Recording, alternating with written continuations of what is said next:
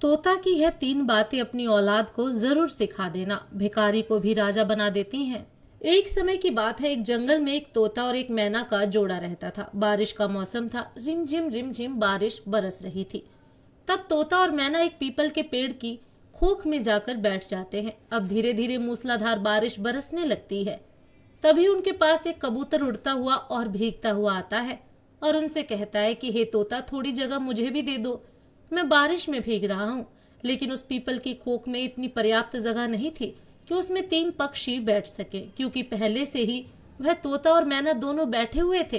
अब वह कबूतर उनसे जिद करने लगता है और दोबारा कहता है कि हे तोता, आप मुझे बैठने के लिए थोड़ी सी जगह दे दो और मेरी सहायता करो। तब तोता और मैना उस कबूतर को इनकार कर देते हैं और कहते हैं कि यहाँ पर इतनी पर्याप्त जगह नहीं है जो हम आपको बिठा सके। फिर वह कबूतर गुस्से से लाल होता हुआ कहने लगा कि तुम दोनों मूर्ख तो नहीं हो जो मुझे जगह नहीं दे रहे हो। तब तोता और मैना कहते हैं कि भाई, हमारे पास इतनी पर्याप्त जगह नहीं है, हम दोनों ही बड़ी ही मुश्किल से इसके अंदर बैठे हैं। लेकिन फिर तीसरी बार वह कबूतर कहता है कि तुम दोनों ही मूर्ख हो। फिर तोता और मैना कहते हैं कि भाई, यदि हमारे पास जगह होती तो हम आपको जरूर बिठा लेते, लेकिन आप खुद ही देख लीजिए, हमारे पास इतनी पर्याप्त जगह नहीं है कि हम आपको बिठा सकें। अतः वह कबूतर उड़कर उन दोनों पक्षियों के ऊपर जाकर बैठ जाता है। तब वह दोनों पक्षी उसको धक्का मारकर नीचे गिरा देते हैं। वह कबूतर फिर से नीचे से उड़ता है और फिर कहता है कि तुम दोनों बिल्कुल मूर्ख हो, और फिर से उनके ऊपर जाकर बैठ जाता है और फिर से तोता और मैना उस कबूतर को धक्का मारकर नीचे गिरा देते हैं। इसी तरह से कुछ देर तक चलता रहता है और वह कबूतर उड़ता हुआ उनसे बार बार कहता है कि तुम दोनों मूर्ख हो, तुम दोनों सबसे बड़े मूर्ख हो। हर बार वह कबूतर इसी बात को कहता है और जब वह थक जाता है तो वह कबूतर वहां से उड़ता हुआ चला जाता है और वह दोनों पक्षी उस पीपल की खोख में बैठे रहते हैं। फिर कबूतर के जाने के बाद में मैना तोता से कहती है कि पिया जी, अभी जो कबूतर आया था वह बार बार हम दोनों को मूर्ख बता रहा था। वह कह रहा था कि तुम दोनों मूर्ख हो। वह बार बार इसी बात को दोहरा रहा था। आखिर मूर्ख होता कौन है, मूर्ख होता कैसा है और मूर्ख दिखता कैसा है, आप मुझे इस बात को बताइए। तब वह तोता अपनी पत्नी से कहता है कि हे प्रिय, मैं तुम्हें एक कहानी सुनाता हूँ। इस कहानी को यदि तुम ध्यान से सुन लोगी तो तुमको यह पता चल जाएगा कि मूर्ख कौन होता है। तब वह तोता अपनी पत्नी को कहानी सुनाता है और उसकी पत्नी बड़े ही गौर से उस कहानी को सुनती है। तोता कहानी शुरू करता है और कहता है कि एक गांव में एक सेठ रहता था। उस सेठ के एक लड़का था। सेठ ने अपने लड़के की शादी कर दी और शादी करने के कुछ समय बाद सेठ का लड़का शहर में धन कमाने के लिए चला जाता है। लड़के के जाने के बाद घर पर वह सेठ और उसकी पुत्रवधू दोनों ही रहते हैं। फिर एक दिन सेठ के लड़के की पत्नी पनघट पर स्नान करने के लिए जाती है और वहां पर स्नान करने लग जाती है। तभी उसके पास 3 व्यक्ति आते हैं और कहते हैं कि बहन, हम बड़ी दूर से आ रहे हैं और हमें बहुत जोर से प्यास लग रही है, इसलिए आप हमें थोड़ा सा जल पिला दीजिए। उस वक्त सेठ की पुत्रवधू ने बदन पर इतने पर्याप्त कपड़े नहीं पहने थे क्योंकि वह स्नान कर रही थी। उसी वक्त तीनों व्यक्ति आ जाते हैं और उनमें से एक व्यक्ति कहता है कि हमें पानी पिला दीजिए। तोता कहता है कि हे प्रिय। फिर उस सेठ की पुत्रवधू उन लोगों से पूछती है कि भाई, तुम लोग कौन हो? तब उसमें से एक व्यक्ति कहता है कि हम यात्री हैं और हमें बहुत प्यास लग रही है, हमें थोड़ा सा पानी पिला दीजिए। उस व्यक्ति की बात सुनने के बाद सेठ की पुत्रवधू कहती है कि यात्री तो सिर्फ 2 होते हैं, तुम कौन से यात्री हो? अब वह व्यक्ति सोच में पड़ जाता है और सोचने लगता है कि हमें खुद को यह पता नहीं है कि हम कौन से यात्री हैं। वह यात्री उस सेठ की पुत्रवधू को कोई जवाब नहीं दे पाता है। तभी दूसरा व्यक्ति कहता है कि मुझे बहुत जोर से प्यास लग रही है और प्यास के मारे मेरे हलक सूखे जा रहे हैं, इसलिए आप मुझे पानी पिला दीजिए। सेठ की पुत्रवधू कहती है कि भाई, तुम कौन हो?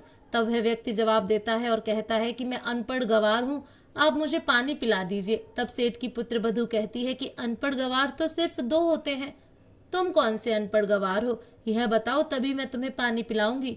लेकिन वह व्यक्ति भी कोई जवाब नहीं दे पाता है और वह भी सोचने लगता है कि मुझे खुद को यह पता नहीं कि मैं कौन सा अनपढ़ गवार हूँ। इस प्रकार वो भी कोई जवाब नहीं दे पाता है। फिर तीसरा व्यक्ति कहता है कि बहन जी, मुझे पानी पिला दीजिए, प्यास के मारे मेरे प्राण निकले जा रहे हैं, यदि कुछ देर तक मुझे पानी नहीं मिला तो मेरे प्राण ही निकल जाएंगे। तब सेठ की पुत्रवधू उस व्यक्ति से कहती है कि भाई, तुम कौन हो? फिर वह व्यक्ति कहता है कि मैं मूर्ख हूँ, आप मुझे पानी पिला दीजिए। अब सेठ की पुत्रवधू कहती है कि मूर्ख तो 2 होते हैं, उनमें से तुम कौन से मूर्ख हो? अब वह व्यक्ति भी इस सवाल का कोई जवाब नहीं दे पाता है।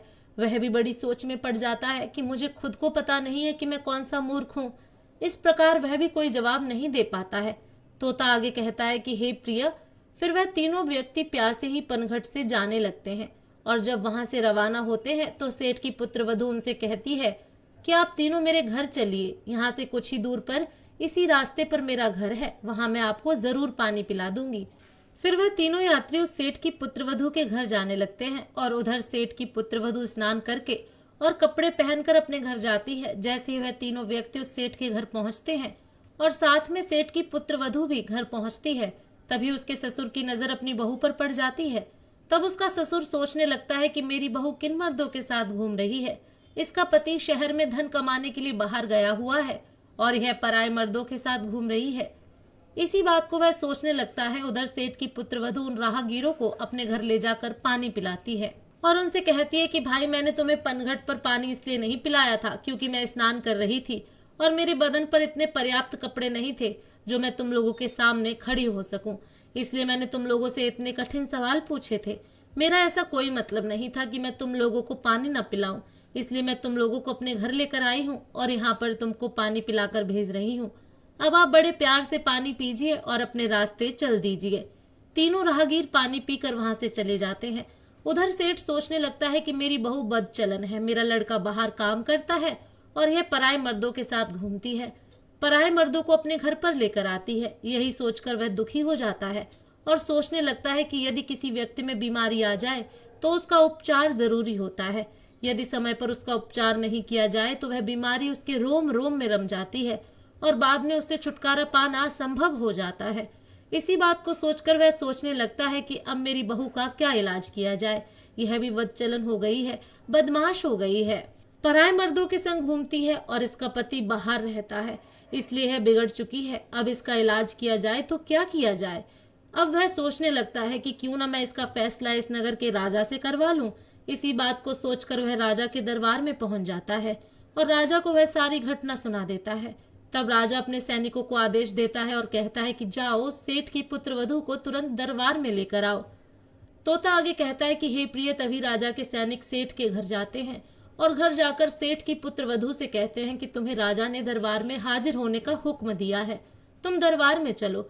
तब सेठ की पुत्रवधू कहती है कि भाई, आप सबसे पहले अपने राजा से यह पूछ कर आओ कि उन्होंने मुझे किस रूप में बुलाया है, बेटी के रूप में बुलाया है या बहू के रूप में बुलाया है या फिर माँ के रूप में बुलाया है, किस रूप में उन्होंने मुझे दरबार में बुलाया है।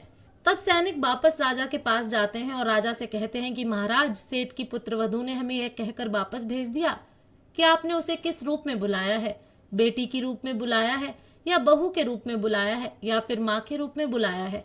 तभी राजा बड़ी चिंता में पड़ जाता है कि अब मैं उसे बुलाऊं तो किस रूप में बुलाऊं। फिर राजा अपने मंत्रियों से सलाह लेता है तो मंत्री राजा को सलाह देते हैं कि महाराज, यह सेठ हमारे नगर का सेठ है और इसकी पुत्रवधू हमारी भी बहू लगती है, इसलिए आप उसको दरबार में बहू के रूप में बुलाएं।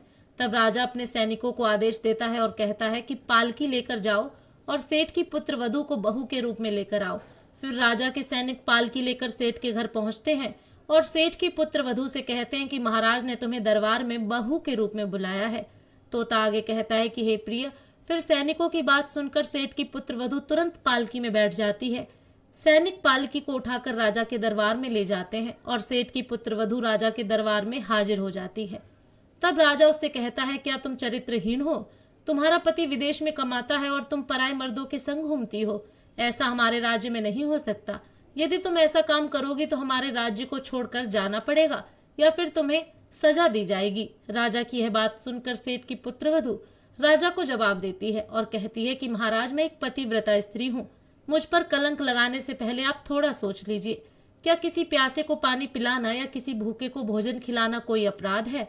यदि आपके राज्य में ऐसा संविधान है कि किसी भूखे को भोजन खिलाना या प्यासे को पानी पिलाना अपराध है, तो हाँ, मैंने अपराध किया है और यह अपराध मैं बार बार करूंगी। सेठ की पुत्रवधू के मुख से यह बात सुनकर राजा बड़ा ही आश्चर्यचकित होता है और कहता है कि तुम मुझे पूरी बात विस्तार से बताओ कि बात क्या है। तब सेठ की पुत्रवधू राजा को पूरी सच्चाई बताती है कि महाराज, मैं पनघट पर स्नान कर रही थी, तभी रास्ते चलते 3 राहगीर पनघट पर आते हैं और कहते हैं कि हमें पानी पिला दीजिए, हमें बहुत जोर से प्यास लग रही है। उस वक्त मेरे बदन पर इतने पर्याप्त कपड़े नहीं थे कि मैं उनके समक्ष खड़ी होकर उनको पानी पिला सकूं। इसलिए मैंने बैठे बैठे उन लोगों से इतने कठिन सवाल पूछे कि वह जवाब नहीं दे सकते। उसके बाद उनको मैंने अपने घर भेज दिया और उसके बाद मैं कपड़े पहनकर अपने घर आई। घर आने के बाद उन लोगों को मैंने पानी पिलाकर वहां से भेज दिया।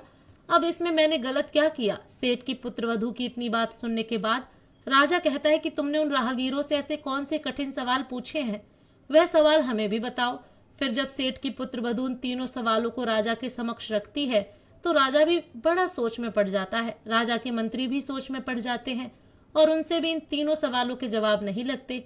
अंत में राजा परेशान हो जाता है और तीनों सवालों के उत्तर जानने का बड़ा इच्छुक होता है। तब राजा सेठ की पुत्रवधू से कहता है कि बहू, हमारे पास तुम्हारे इन तीनों प्रश्नों के उत्तर नहीं है। हमारे किसी भी विद्वान पंडित के पास इन प्रश्नों के उत्तर नहीं है। हमारे किसी भी मंत्री के पास इन प्रश्नों के उत्तर नहीं है।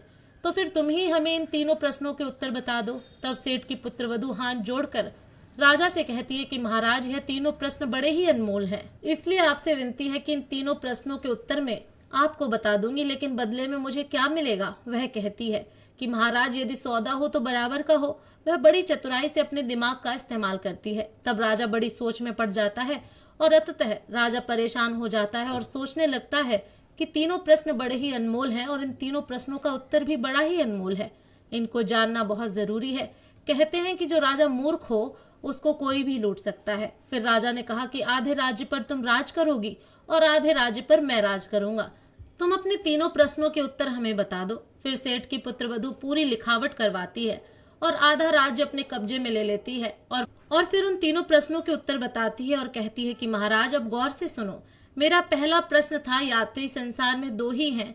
अब दो यात्री कौन कौन से हैं? पहला है सूर्य और दूसरा है चंद्रमा, जो रात दिन चलते रहते हैं और संसार में भ्रमण करते रहते हैं और संसार को रोशन करते रहते हैं। यही दो यात्री हैं। मेरा दूसरा प्रश्न था, इस संसार में अनपढ़ और गंवार दो ही हैं। वह है अन्न और पानी, जो हर किसी के साथ में रहते हैं। विद्वान लोगों के साथ में भी रहते हैं और मूर्ख से मूर्ख इंसान के पास में भी रहते हैं और उनका लालन पालन करते रहते हैं। यही सबसे अनपढ़ और गंवार है, जो अज्ञानी को भी वही स्वाद देते हैं और विद्वान को भी वही स्वाद देते हैं। मेरा तीसरा प्रश्न था, इस संसार में मूर्ख भी दो प्रकार के होते हैं। पहला मूर्ख मेरा ससुर है, जो अपने घर की बात को एक दूसरे से आकर कहता है। जो अपने घर की बात को दूसरों से कहता है वही सबसे बड़ा मूर्ख होता है। यदि मेरे ससुर ने इस बात को मुझसे पूछा होता तो वहीं पर मैं इनको पूरी सच्चाई बता देती। मेरे घर की इज्जत नीलाम नहीं होती। मेरे घर की इज्जत इस तरह भरे दरबार में उछाली नहीं जाती। मेरे घर की बदनामी नहीं होती। इसलिए सबसे पहले बड़े मूर्ख मेरे ससुर हैं। तब राजा कहता है कि दूसरा मूर्ख कौन है? तब सेठ की पुत्रवधू कहती है कि महाराज, दूसरे सबसे बड़े मूर्ख आप हैं। एक राजा ऐसा होता है जो बिना सोचे समझे कुछ भी फैसला ले लेता है, वही सबसे बड़ा मूर्ख होता है। इसलिए दूसरे सबसे बड़े मूर्ख आप हैं। आप ही ऐसे मूर्ख हैं जो मेरे इन सवालों के बदले में अपना आधा राज्य मुझे दे दिया।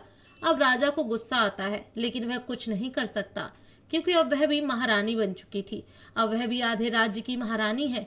आधी सेना उसकी है और आधा राज्य भी उसका है। अब वह राजा भी कुछ नहीं कर सकता था। इस तरीके से अपने दिमाग का सदुपयोग करते हुए सेठ की पुत्रवधू एक महारानी बन जाती है। फिर तोता अपनी पत्नी से कहता है कि हे प्रिय, सबसे बड़ा मूर्ख वही होता है जो अपने घर की बात को बाहर निकाल देता है, अपने घर की बात को अन्य लोगों से कहता है, अपने घर की बात को एक दूसरे से कहता है, अपने घर की बात को अपने घर में नहीं रखता है।